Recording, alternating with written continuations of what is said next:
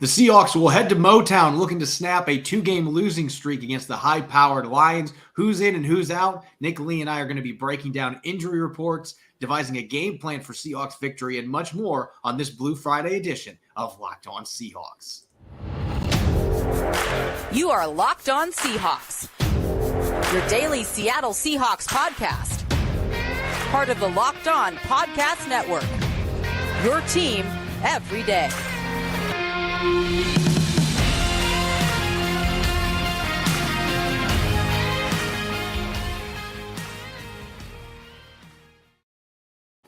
Greetings, 12. This is Corbin Smith, your host for Locked On Seahawks. Joining me for our Blue Friday episode, my co-host Nick Lee. Thanks to all the 12s out there for making Locked On Seahawks your first listen 5 days a week. We greatly appreciate it. We're almost to game day, just 48 hours away from kickoff at Ford Field between the Seahawks and the Lions. We're going to look at final injury reports, devise a game plan for a Seahawks victory, dish out our weekly XFactors and predictions, and much more. Jam-packed episode coming your way, courtesy of Brightco Jewelry and Watch Insurance. Brightco brings you comprehensive, fast, and affordable jewelry insurance for as low as $5 per month. Check out your special offer for Locked On listeners and get covered in under 2 minutes at bright.co/locked on. That's bright.co/locked on.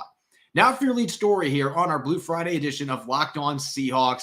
The Seahawks have a pretty darn clear injury report heading into Sunday's Week 4 battle against the Detroit Lions. Only 2 players receiving designations on Friday. Justin Coleman listed as doubtful with a calf injury. He's missed the last 3 games with that injury. Now, unfortunately, it looks like he's going to miss another one. And Joey Blount, who missed the last 2 games, the undrafted rookie with a hamstring injury, he's listed as questionable, likely going to be a game-time decision. But, Nick, this list is pretty good. Looking at the players that were injured or out for part of this week, they're going to have Quentin Jefferson. They're going to have Shelby Harris, Ken Walker III, several other guys that were on an injury list like Phil Haynes. All those players did not even have designations. This is actually the healthiest the Seahawks have been, really, since the season started. All of a sudden, I argue that the Seahawks have one of the better-looking injury reports over the whole league at this point. It stinks to lose Justin Coleman and Joey Blount, obviously, with that kind of takes a hit to the depth of your secondary. But I feel good about what Kobe Bryant's doing in the slot. I like some of the stuff he's done. And when you look at it, when you look at the Lions injury report list, I mean, the Seahawks one kind of looks like, is just about as long as that book Goodnight Moon I read to my son every night, just really short and quick and sweet. While the injury report for the Lions looks like an excerpt from War and Peace. That's a good way to put it. The Lions are going to be missing some key players. The Seahawks can't say that. They're pretty healthy. But, yeah, you just mentioned the Lions injury report. I think we need to dedicate most of this segment to looking at that because there are some players here that are superstars for the Detroit Lions that are not going to be playing in this game. Most notably, Amon-Ra St. Brown dealing with an ankle sprain.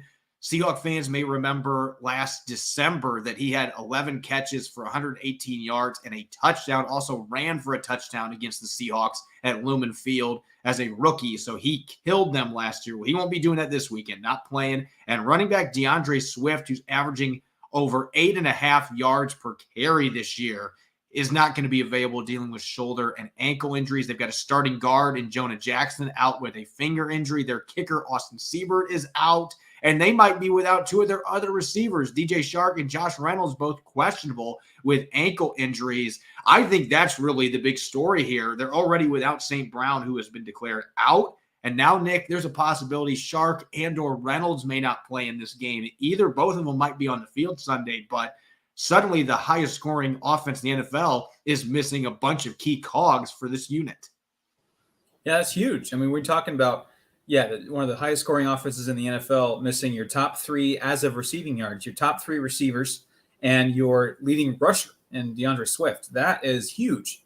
And I don't know how you don't experience a drop-off in production when you miss that many guys, especially guys as talented as St. Brown, who's emerging as one of the better young receivers in the entire NFL. I have him on my fantasy team, so I know that. And I'm hurting this week with that news. But that aside, that's for a different show. It's certainly advantage Seahawks. That's the bottom line. I mean, obviously you hate that it's that these guys are getting hurt and they can't play because it hurts the product, but it certainly is advantage Seahawks when it comes to the injury list. You look at those and you feel pretty good that going into it, both teams are healthy on paper. The Lions are a clear better team. They have a clear better roster, and they still might to a slight margin. But now you feel like the Seahawks can muck it up a little bit with some of the unfamiliar names that they're going to have on offense for Detroit and keep this game close and give yourself a shot late in the game. And you feel like the Seahawks can do that.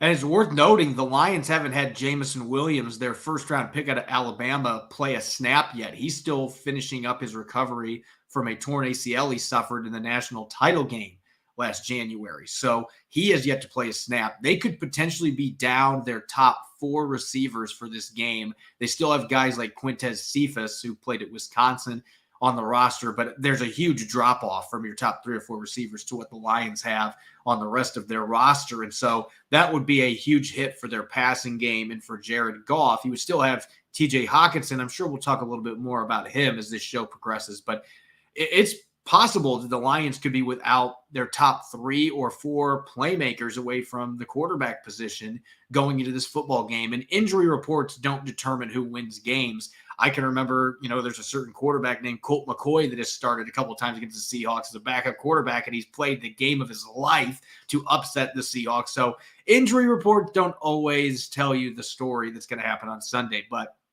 nonetheless, you look at those 2 respective injury reports, the Lions are missing multiple starters on offense that have already been ruled out. They got a couple others that could be out on Sunday that are listed as questionable, really solid receivers for Jared Goff. The Seahawks, on the other hand, they've got maybe your starting slot. I don't know if Coleman would even be the starter there if he's healthy this week with Kobe Bryant ascending. And Joey Blount is an undrafted rookie safety that just plays special teams. So really there's a wide gap in disparity there in terms of significance between these injury reports. We'll see how that ends up impacting the game coming up on Sunday, but the Seahawks are certainly the healthiest that they have been really since the start of the season. Even their week 1 injury report had more designations on it than this does. So this time of year, starting to get towards the middle of the schedule, you don't see a lot of injury reports that are this small. The Seahawks feeling pretty good, pretty healthy heading into this road game at Ford Field. What do the Seahawks have to do to win this contest? We're going to devise our weekly game plan coming up next, looking on offense, defense, maybe even sprinkle some special teams into the equation. Coming up next year on our Blue Friday edition of Locked On Seahawks. When I proposed to my wife at Cannon Beach on the Oregon coast, I bobbled the ring as I pulled it out of the box and nearly dropped it into the Pacific Ocean off of a rock. It nearly became a life-altering, incredibly expensive disaster for several onlookers to see at a crowded tourist destination. Probably got a few videos on cell phones with it as well. Here's the lesson. You don't want to be that guy, and you certainly don't want it splattered all over the internet. The guys at Bright Go Jewelry Insurance will make sure you get a replacement for the full value of that ring, no matter if it's lost, stolen, or you just can't figure out what happened to it. Go to bright.co/locked on. It's the fastest, easiest, and cheapest way to cover your butt with the best jewelry insurance in the business. You're listening to the Blue Friday edition of Locked On Seahawks. I'm your host, Corbin Smith. Joining me for today's show, Nick Lee. We've got a big game coming up at Ford Field this weekend. The Seahawks looking to snap a 2-game losing streak. The Detroit Lions, they've been very competitive. They have the highest scoring offense in the NFL, but they are also 1-2. This really has the feel of a must-win game.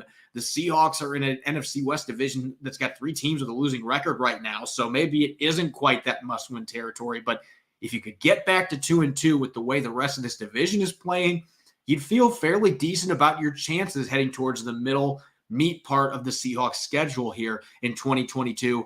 Let's devise a game plan, Nick. Let's start with the Seahawks on offense. And I just mentioned the Lions. They've got the number 1 offense in terms of scoring. They have the number 32 unit in terms of scoring on defense. That's where you don't want to be. They've been giving up 31 points per game. So the Seahawks should be able to have success against this team, but where are they going to have that success? That's the real question. Yeah, the scoring, the Seahawks are also 29th in scoring on offense versus the worst scoring defense. So we'll see what gives there. And the Seahawks running the ball, 29th ranked right now against the 27th rush defense in the Lions. I think that's where you start. The Seahawks a couple of weeks ago were the worst running team in the NFL. They've slowly crept up a little bit there. I think this is another week where at least the running game might be able to get right. And especially on the road, especially against a high-flying offense, or at least it was before all these injuries with the Lions, how you keep all that at bay is run the football and control the clock, control the line of scrimmage, and just control the tempo of the game and get into a rhythm on offense. And so that's how you do it, by running the ball, especially between the tackles. The Lions' interior especially has struggled, and they've been able to one thing that the Lions have not done a great job of is defense against interior runs. And they've done a lot of good things there. I think I said before the season that this Lions team is going to be feisty, and you could see it on the Hard Knocks show that this was going to be a feisty team that is, maybe if they don't make the playoffs, they're going to be a very tough out, and no one's going to want to play them down the stretch if they themselves are trying to make the playoffs. And I think this is one of those games where you got to pick your spots, and I think one of those spots is an interior run on offense. Yeah, I think you got to hammer it between the tackles in this game. Going back and watching the Lions' first 3 games on all 22, I can tell you that their interior defensive line has really struggled. They've lost the line of scrimmage more times than not. Michael Brockers is a name a lot of Seahawks fans will remember from all those years playing with the Rams. He has not played very well in these first 3 games, and they don't have much depth at that position. They also are starting a 6th-round pick in Malcolm Rodriguez at linebacker. Alex Anzalone is their other starter, and he is, in my estimation, at best, an average starting middle linebacker. This is a team with those linebackers and the lack of depth, the lack of overall talent in the interior. You should be able to get that downhill running game going against them, and that's why they're 27th in the league in rushing. That's why they also are one of the worst teams in terms of tackling. Their linebackers have struggled. Their secondary players, when they've had to come up and make stops, have missed a lot of tackles. They're tied for 5th in terms of missed tackles. The Seahawks are just ahead of them in that mark. Not necessarily a category you want to be ahead on, but this is a football team when you add in the fact they have not been able to slow down anybody with their interior defensive line. Their linebackers have struggled. There's some inexperience there with Rodriguez. They've missed a lot of tackles. This is absolutely a team where you want to run the ball early and you want to run the ball often. That's probably the thing Pete Carroll's been the most frustrated about this year is they're running the ball effectively. All of their running backs are averaging at least 4 yards per carry, but they haven't been able to sustain drives, and they haven't been able to get enough possessions where they're able to get more carries for their running backs and wear down opposing defenses. They have not been able to check off that box in any of their previous 3 games. So maybe this is the game they do it against this team. Now, looking at the passing game, the Lions are not good at defending the pass either. They're in the 20s in most categories. When you're dead last in scoring allowed, usually you're not good at either one, and that holds true for this Lions team. Now, there have been some bright spots, even if DK Metcalf didn't necessarily sound impressed the other day. Jeff Okudah has been really good the first 3 games, and he's shut down a couple of really solid receivers. Justin Jefferson had just 14 receiving yards last week for the Vikings. But the way that they're doing it is a ton of safety help and prioritizing, taking out one receiver. The Vikings were able to take advantage of that last week. KJ Osborne, their number 3, out of the slot, scored the game-winning touchdown. Adam Thielen had a solid game as the number 2 receiver. I feel like this is the game where maybe somebody like Marquise Goodwin or D. Eskridge is going to have to come up with some big plays, because the Lions are one of the top 3 teams in the NFL, Nick, for man coverage rates. And if you've got really fast receivers, which the Seahawks do have a lot of speed at that position, you should be able to create separation and get some yardage after the catch. The Seahawks have not been able to do that this year. And Goodwin and Eskridge have 6 combined catches. It's not like they've been a big part of this offense, but I feel like this is a game where those 2 and maybe the more athletic tight end and Noah Fant, he's got under 60 receiving yards for the season. Maybe this is the game that he breaks out some against those inexperienced linebackers, uses his athleticism. But those secondary targets, in my estimation, are going to be the difference maker here. DK and Tyler are going to get their targets, but you need some other guys to chip in too, especially if they're going to dedicate all that energy to shutting down either Metcalf or Lockett. You need your secondary guys to come through, especially against man coverage. I like this matchup a lot for players like Goodwin and Eskridge. Yeah, Goodwin and Eskridge have actually combined for just 11 targets total in 3 games. They haven't even been trying to get him the ball. I mean, that's what yeah. I'm saying, though. That should change in this game. And Eskridge only has 3 of those. Goodwin has 8. So when I know this is going to sound silly, but when I am playing Madden or NCAA, whatever it is, and I'm sick of a defense playing really good man coverage, that's what I do. I'll start doing the meshes and the crosses, and I find my fastest guys on the inside, and that usually breaks them free. And you see that all the time in the NFL, and some of these, the Rams and 49ers kind of offenses where they get those fast guys rubbing routes underneath, and that can break him free. And that is why they drafted Dwayne Eskridge, was because he has that ability. Yeah. And Goodwin saying that's why they brought him in. He has that exact ability to break free and get some yards after catch, which has been abysmal for the Seahawks this year. And this is absolutely an opportunity to do that. You have 2 guys in both Goodwin and Eskridge, and Fance, like tight end. He's not exactly a yards after catch threat like those guys are, but at least can create some space and some catches. But this is why you brought those guys in. Use them how you like. Yeah, and I'm glad you mentioned Fant with the yak yardage, because last year he didn't have a great year in that regard. But 2 years ago for the Broncos, he was number 3 overall for tight ends in yards after the catch, and he averaged 6 yards after the catch per reception. He's more than capable. You just got to give him opportunities. I feel like they're still feeling that process out. This guy has too much talent not to be getting a few more touches each game. And so I think this is a game, this opponent could be just what the doctor ordered for Fant. And I think even for a guy like Eskridge, you'd love to see the Seahawks get him some more run. He just hasn't played very much. 23 offensive snaps in the first 3 games. They need to get this kid out there with his yard after the catch ability. This is a defense, I mentioned earlier, they can't tackle very well. 5th most missed tackles. That's not all the run game. You get explosive, strong receivers like Eskridge in space with the football, they can break tackles that way too, and you can get yards after the catch. They've just been so bad at that this year. This should be a game where they're really working towards that, and you can take advantage of the coverages that the Lions play. And so there's a lot on offense that I feel like the Seahawks can do in this game to have success. They're going to have to be able to protect Geno Smith. That's maybe the biggest worry with Aiden Hutchinson coming off the edge. And they've got a couple other decent pass rushers. Charles Harris is another one that led the team in sacks last year. You got to protect Geno, but if you can get that run game going, some play action off of it, you should be able to throw the ball all over the yard against this defense, especially without Tracy Walker, who tore his Achilles last week, one of the Lions' starting safeties. They already were not strong at safety. Now they're going to be playing a backup there. This is a secondary you should be able to take advantage of. Just got to have time for Geno. Now let's flip to the other side, because even with the injuries, the Detroit Lions still have some capable weapons, and they can run the football. This is the number 3 rushing offense in the entire NFL. And I know you're going to be excited about this because we get to talk about one of your favorite all-time BYU players in Jamal Williams, who is going to be getting the rock a lot in this football game. DeAndre Swift already ruled out. I think Jamal Williams is one of the best number 2 running backs in the NFL. He would start for a handful of teams in the league, and he is a hammer. This is a guy that between the tackles breaks a lot of tackles. He keeps his feet churning, gets a lot of yards after contact, and the Seahawks have had major issues with tackling themselves.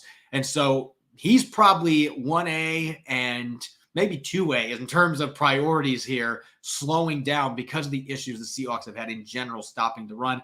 I think they need to mix in more of those bear fronts that we saw them use the last couple years in this game in particular, because of the lack of receivers on the outside. If they're missing 2 or 3 of their top receivers, take advantage of that schematically and really take the run game away. Force Jared Goff to beat you with 4th and 5th string receivers.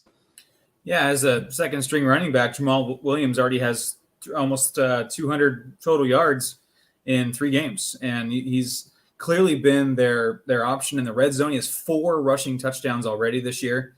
Been kind of a sneaky good fantasy player if you're into that. And it's just he's sneaky physical as well. He's very pretty agile. And I know a lot about Jamal Williams, BYU's all-time leading rusher. I watched him a lot. And he's gotten even bigger and bulkier. And I think the Seahawks' goal should be, don't let him be doing no air humps in the end zone. Don't let him dance in the end zone, because if Jamal Williams is dancing on Sunday, it's not going well for the Seahawks. And he will dance if the Seahawks let him. And so that's a great point to just, you're going to have to make Jared Goff beat you, because we've seen that game. We've seen the Jared Goff, game where the Seahawks are able to stop the Rams or whatever, and Jared Goff tries to beat him, and more often than not, the Seahawks are successful in that kind of philosophy. Jared Goff is not one of the top 5, quarterbacks in the league. He's better than the bottom feeders, but he's not a guy that's going to put a team on his back completely and win a game like some of the elite quarterbacks in the league. So Jamal Williams is absolutely got to be public enemy number 1, really, for the defense. And also with you got to watch out for the red zone, because this is another, you got to force 3, not allow a touchdown, because this is actually the second best red zone offense in the Lions. And the Seahawks aren't too shabby themselves on red zone defense, but again, that's a lot of usage of Jamal Williams. TJ Hawkinson is a stud at tight end. So that they're the number 2 red zone efficiency into touchdowns offense in the NFL. And if they start converting those into 7 every time, that's going to be a long Sunday for Seattle. It really depends which receivers are available in terms of how you handle TJ Hawkinson, because if you do have DJ Shark and Josh Reynolds on the outside, then Jared Goff still has some solid receivers to work with. They will be able to throw the football even without Amon-Ra St. Brown. But if one or both those guys are inactive, that gives you more flexibility to have maybe somebody in the middle shading over TJ Hawkinson to help out the linebackers and safeties, because Hawkinson is that kind of a talent. This is a guy that is a very good all-around tight end that's really been under the radar since the Lions drafted him in the first round a few years ago, in part because the Lions haven't been good. But this guy's a really good player. He makes a positive impact in the run game. He's also an underrated receiver that can stretch the field a bit, can make those tough contested catches, move the chains. He checks off pretty much every box you're looking for a modern tight end. So behind Jamal Williams, you obviously can't let that run game get going, and that's been a big part of that red zone success. The Lions have been destroying opponents with their offensive line, winning the line of scrimmage, and a diverse run game. They've been able to get downhill and finish drives, the exact opposite of what the Seahawks have been doing on offense. You've got to get him taken care of. You can't let that run game get rolling. And I think TJ Hawkinson is probably public enemy number 2, depending on the health status of the receivers on the outside. But we've seen the Seahawks struggle with tight ends time and time again over the past decade plus. Really throughout the Pete Carroll era, tight ends have been a problem. There's been some issues with them this year. I would think that the Lions are going to make that a big focal point in their game plan, maybe by necessity with the injuries. They've got a receiver, but he's the kind of guy you can build a passing game around if you want to. He's got that kind of talent, and this is a defense that's had issues with tight ends. So absolutely, those are the top 2 players you got to find a way to take away. And that leads me to my last thing here. This is not necessarily a game where you're going to have to worry about a mobile quarterback, because Jared Goff is not that. He can move the pocket a little bit, but this is the first game they've played, really. Jimmy Garoppolo played most of the 49ers game. He's not a mobile quarterback really either, but same vein here with Jared Goff. He is a pocket passer. So you're not going to have to worry about read option game like you've had to worry about for most of the season. The opponents they've been playing have had dual threat quarterbacks. That's not going to be the case this week. That should help them when it comes to slowing down Jamal Williams. It's also going to help with the pass rush. You should be able to get home a little bit more. What I want to see the Seahawks do, this is a Lions offensive line that in the interior, one of their guards, Logan Stenberg, who I actually am a big fan of the way he plays. He's a physical, nasty mauler, but he has a 0.0 grade on Pro Football Focus right now. I feel like I'm watching Animal House saying that. 0.0. He has been absolutely demolished in pass protection. He's given up 10 pressures, 5 quarterback hits, 2 sacks. The interior defensive line can win against him, but I think this is a game where you could sprinkle in some twists and stunts. We haven't seen a lot of that from the Seahawks the first 3 weeks, in part because of the mobile quarterbacks. This is the week that you can reveal some of those looks to try to get some of your athletic edge rushers working inside against these guards. You're going to have a backup guard replacing Jonah Jackson on the other side. So this is a game you can absolutely take advantage of those guards in pass protection, not just with your interior line, but mixing in those twists and getting really athletic guys on them, creating that mismatch, collapse the pocket. That could make this a fun game for the Seahawks defense. And they can slow down the run, and you can get to Jared Goff. Yeah, and that could play huge, because actually Frank Ragnow, I think, is interesting as well. The center has a 100% pass block win rate, according to ESPN. One of only 2 centers but also has a very poor grade at Pro Football Focus. I think it was like 58 or something like that. 48. Yeah, you gave him too much credit. 48. So we got that and the guards situation. I think there can be some favorable matchups for the Seahawks inside. Yeah, I think this game sets up well for those pass rushers, especially with Jonah Jackson not being healthy. Could have a backup guard. Feels like this is a game, at least in the interior. The tackles for the Lions are pretty good, and Taylor Decker and Penei Sewell. Those two guys, former first-round picks, have had strong seasons in pass protection. But the interior, that's been a little different story for the Lions. All right, Nick, let's get to our X factors, what the Seahawks need to do to win, and much more here on our final segment of our Blue Friday edition of Locked On Seahawks. Before we get rolling here, thanks to always the 12 out there. Thanks as always for making Locked On Seahawks your first listen 5 days a week. And also for your second listen, make sure to check out the Peacock and Williamson NFL show. Brian Peacock and former NFL scout Matt Williamson give you the expert NFL analysis in less than 30 minutes. It's free and available wherever you get your podcasts. All right, Nick, we get this big game coming up in Detroit. Seahawks Lions, week 4 at Ford Field. Seattle desperately needs a win to hang tight in the NFC West. Detroit in a competitive NFC North. They're not looking to fall another game back either at 1-2. So there's a lot on the line in this matchup. Who is your X factor to watch for the Seahawks? A player that absolutely has to have a big game for the Seahawks to get the road win. This is definitely one of the more underrated, under the radar ones for me. Given the fact that the Lions have the number 3 rushing offense, the number 2 red zone offense, that the linebackers are going to come into play here big time. And I expect Jordan Brooks to be there. I expect him to make some plays. Cody Barton is my X factor. He's had some great moments, some great plays, some other times where he either disappears or doesn't make the play as well as he can.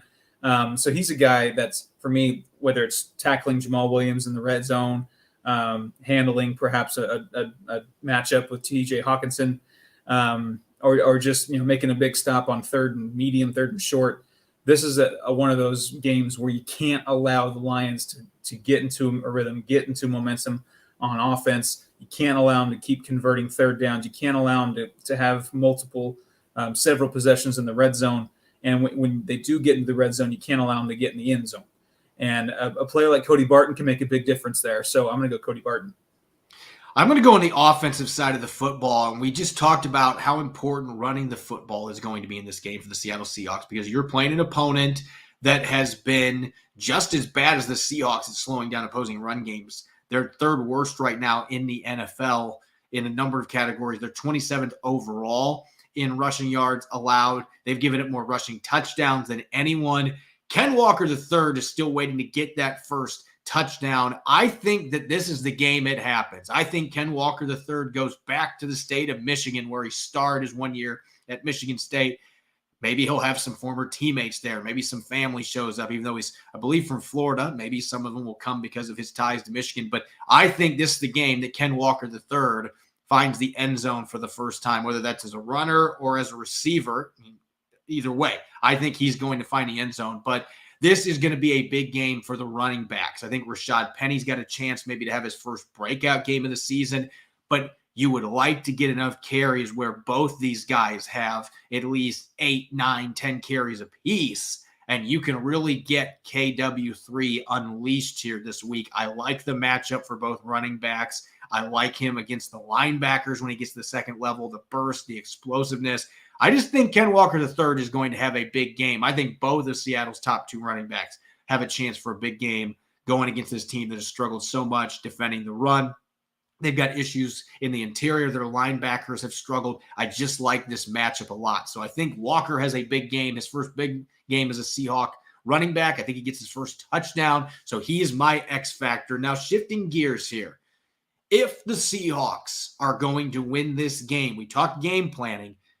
What do you think absolutely has to happen on Sunday for Pete Carroll and company to get the win? I know it's early, but the two things I've noticed that the Lions, 2 situations where the Lions are 0-2 on, are the games where Jared Goff throws an interception and the games where the opponent rushes for at least 100 yards. I know it's really small sample size, but I think that's a good formula. We've seen what Jared Goff can and cannot do as member of the Rams. With the Seahawks have been playing him for years and years, and he can be rattled. He can make mistakes. And this is a game where, the Lions are 0-2 when he throws a pick, and he's had some very good moments with the Lions. I'll give him that. But you give him a turnover, gets rattled, and especially, with some of the lack of weapons, I think they might try to force the issue a bit. Steal an extra possession. Maybe it's on the plus side of the field for the Seahawks. Get an extra red zone possession perhaps, and then on the offensive side, establish that run game like I mentioned. You got to keep that high-flying offense of the Lions off the field. Still weird saying that high-flying offense for the Lions, by the way. That just sounds weird. Anyway, it's just keep them on the sidelines and establish your own rhythm on offense. And I think 100 yards rushing is a good symptom of that. All I'm picturing right now is a lion with wings. What's the book that's off of? Something Wizard of Oz crossed with something else. I don't know. Whatever, it's some kind of a fancy. But anyway, yeah, flying lions. It just sounds weird to begin with, but especially when we're talking about the football team that has not had good offenses. But for me, I'm thinking similar veins to you, and I'm glad you mentioned Goff because he is going to be facing his arch nemesis on the other side, the player that's had so much success against him, and that's Quandre Diggs. Quandre Diggs has dominated Jared Goff in the past, so he's licking his lips a little bit, thinking he's going to be without at least one of his top receivers. That just makes it even better for me. Hopefully, he's going to try to chuck one downfield into tight coverage. I could jump the route and get an interception. But for me, when we're talking about game plan and what the Seahawks need to do to win this one, I think it boils down to the red zone. Seattle, in my opinion, needs to score 3 touchdowns in the red zone to win this game. And I think going off what you said, they need to generate at least 2 turnovers on the defensive side of the football. And I'm not necessarily saying that that's going to mean they pick off Jared Goff twice. Maybe they strip sack him. That is something they have had success against Goff with in the past when he was with the Rams. He's not a mobile quarterback. So if you can get to him, he's got kind of a long release. That gives pass rushers a great opportunity to knock the football out of his hands. Jamal Williams in the past has occasionally had some issues coughing up the football. So there are ways they can generate turnovers against this Lions offense. As good as they've played, as many points as they scored, they will turn the football over. So I think if you can do that and you can find a way to clean up your red zone play, the Seahawks are the second worst team in the NFL when it comes to finishing red zone drives with touchdowns, just 25%. Ironically, Russell Wilson and the Broncos are the only team that are worse at that right now through 3 games. But if the Seahawks can punch it in on several of their drives, get at least 3 red zone touchdowns, that tells me they've had long drives, and then they finish them with authority to get a touchdown. You get some turnovers. You really like your chances of winning this game. And by the way, I'll add this caveat here. The Lions have been the most charitable team in the red zone defensively in the entire NFL. Opponents are scoring touchdowns 90% of the time that they get inside the opposing 20 when they play the Lions. So if there's a game the Seahawks are going to figure it out in the red zone, this is the absolute one to do it. You are playing the perfect opponent. This is what the doctor ordered. So again, red zone efficiency, 3 touchdowns in the red zone, create a couple turnovers. If they can do that with the injuries the Lions have too, then I would like their chances of winning this game. So let's get to predictions, Nick. And I'm going to start with you. Do the Seahawks have a chance to win this game? I know with the injuries that maybe that evens things up a little bit, but you're still traveling to Eastern time zone, and this is a feisty Lions squad that is going to be looking for a win after a disappointing loss to the Vikings last week. Do they have a chance to win? Absolutely they do. Just with how efficient and pretty safe Geno Smith plays, as long as you can limit mistakes and the defense can make a few stops, absolutely they have a chance. I am not going to pick them to win, however. With the injuries, yes, this game does get a lot closer because, like I mentioned before, on paper, all healthy, this Lions team is actually, I think, pretty darn good. And they would be a heavy favorite and should be against the Seahawks. But here, I think it gets muddied up a little bit with the injuries. But I still like what the Lions are doing on offense. And so I think there'll be some they'll find some points. They'll find some ways to score points in this game, even without some of their top playmakers. They have some smart coaches on that sideline. And with the Seahawks on offense versus the Lions defense, that's the ultimate very stoppable force meets very movable objects. And so I think the object will get moved a little bit back into the end zone. in the defense. And so I think the Seahawks themselves will score points. I see both teams going 23 plus. And I'm going to go Lions 30, Seahawks 23. Maybe it's close late and the Lions get a late touchdown to take the lead. I think it will be close and competitive. But even with the injuries, I think right now, especially being in Detroit, I think the Lions have a bit of juice. And I think they might ride that, especially in the home crowd. So I actually gave my score prediction on our Crossover Thursday show yesterday, and that was knowing the injury situation. But I think I want to do a mulligan here. I'm going to make a change of the heart here. And I don't know that I've ever done this on Locked On Seahawks. I usually wait till Friday to give my prediction anyway. But I picked the Lions to win this game 31-17 on yesterday's show. Shortly after we got done recording, I started thinking about it. I'm like, they're going to be missing their top running back most likely, their top receiver. They might be missing multiple offensive linemen. We now know they're going to be missing one. They have two other receivers that are banged up. The Seahawks have been so close when you're looking at last week, and they just haven't been able to finish. I look at the opponent and how much they're struggling defending the run and in the red zone. I have changed my mind. I think the Seahawks are going into Ford Field. With those injuries the Lions have, I expect it is going to be very close because Detroit still has a lot of good players and they're well coached. But I think Seattle actually goes in and gets the win. I'm changing my prediction to 27-24. I think we're going to see a flip of the script where the Seahawks are going to find ways to finish drives. And I think the players missing for the Lions, they're going to have a few drives that end with field goals. And that is going to be the difference. It's going to be the exact opposite of the recipe for the Seahawks a week ago, where they were the team that left a lot of points on the board. I think the Seahawks find a way to get it done this weekend. So, yes, I am changing my prediction based on the injuries, and just maybe it's just a feeling, and maybe it's just a fact I haven't gotten a game right this year, and I'm looking for a way to try to catch up with you a little bit here. But I'm going 27-24 Seahawks. As always, you can follow me on Twitter at Corbin Smith NFL. You can follow Nick at NickLee51.